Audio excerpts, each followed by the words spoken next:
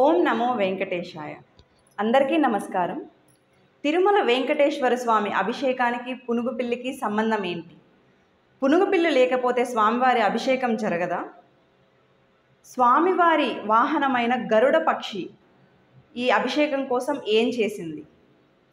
ఈ interesting facts అంతా మనం ఈ వీడియోలో తెలుసుకుందాం. ప్రతిరోజు మా దగ్గర నుంచి ఇలాంటి ఒక వీడియో వస్తుంది, తప్పకుండా చూడండి. మా ఛానల్ని సబ్స్క్రైబ్ చేసి పక్కనే ఉన్న గంట సింబల్ని కొట్టండి. సో ఇంకా ఏమాత్రం ఆలస్యం చేయకుండా ఈ ఇంట్రెస్టింగ్ ఫ్యాక్ట్స్ తెలుసుకుందాం. అసలు ఏంటి అంటే, పునుగు తైలం రాసాకే స్వామివారి అభిషేకం పూర్తవుతుంది. ఎస్పెషలీ శుక్రవార అభిషేకం అన్నమాట. సో ఆ రోజు ఏంటంటే, పునుగు పిల్ల అనేది ఒక అరుదైన జీవి, అంతరించిపోతున్న స్టేజ్లో ఉంది. అండ్ ఇంకొకటి, ఆ పిల్లి దొరకలేదన్నమాట. ఇంకా అక్కడ ఉన్న అర్చకులు వీళ్ళంతా చాలా టెన్షన్ పడుతూ ఉంటారు. సో ఇప్పుడు పునిగిపిల్లి లేకపోతే ఆ తైలం ఉండదు, ఆ తైలం లేకపోతే స్వామివారి అభిషేకం పూర్తవ్వదు. ఏం చెయ్యాలి?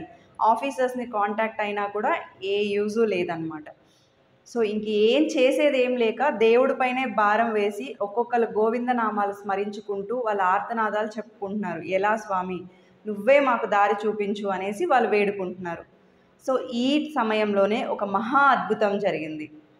బయట ఆకాశంలో మన వెంకటేశ్వర స్వామి వాహనమైన గరుడ పక్షి తిరుగుతూ తన కాళ్ళల్లో పునుగు పిల్లిని పెట్టుకొని వచ్చి గుడి ప్రాంగణంలో పునుగు పిల్లిని వేసేసి ఒక భయంకరమైన అరుపు అరిచి వెళ్ళిపోతుందన్నమాట. సో లోపల ఉన్న ఈ అర్చకులు వీళ్ళంతా అరుపు సౌండ్కి ఏం జరిగింది ఏంటా అని తెలుసుకుందామని బయటకు వచ్చి చూస్తే పునుగు పిల్లి కనిపిస్తుంది. సో దాన్ని చూసి చాలా ఆశ్చర్యపోతారు అండ్ సంబరపడిపోతారు అనమాట. సో ఎందుకంటే ఇంకా పునుగు పిల్లి వచ్చింది, మనం దేవుడికి అభిషేకం చేసేయచ్చు అని ఆనందం వాళ్ళ కళ్ళల్లో కనిపిస్తుంది.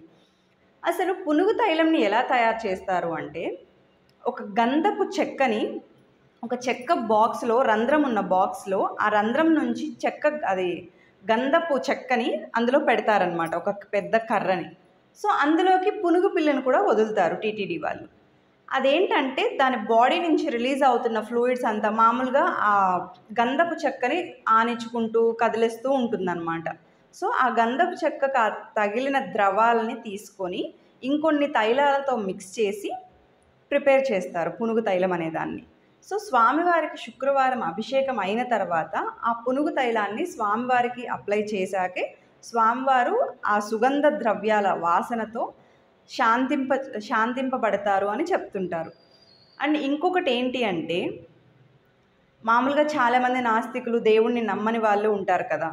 అయితే ఈ మధ్య కాలంలో కొద్ది సంవత్సరాల ముందు కూడా స్వామివారి విగ్రహం, మనకి రాతి రూపంలో ఏర్పడిన విగ్రహం ఒకటి ఉంది కదా, ఆ విగ్రహం చుట్టూ గరుడ పక్షి ఒక అరగంట సేపు ప్రదక్షిణలాగా చేసిందనమాట.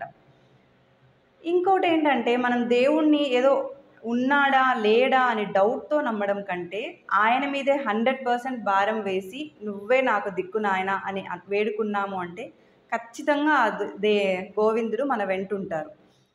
సో ఇది పునుగు పిల్లి యొక్క చరిత్ర అండ్ పునుగు తైలం ఎందుకు దేవుడికి అప్లై చేస్తారు అనే దాని గురించి. Thank you for watching our video.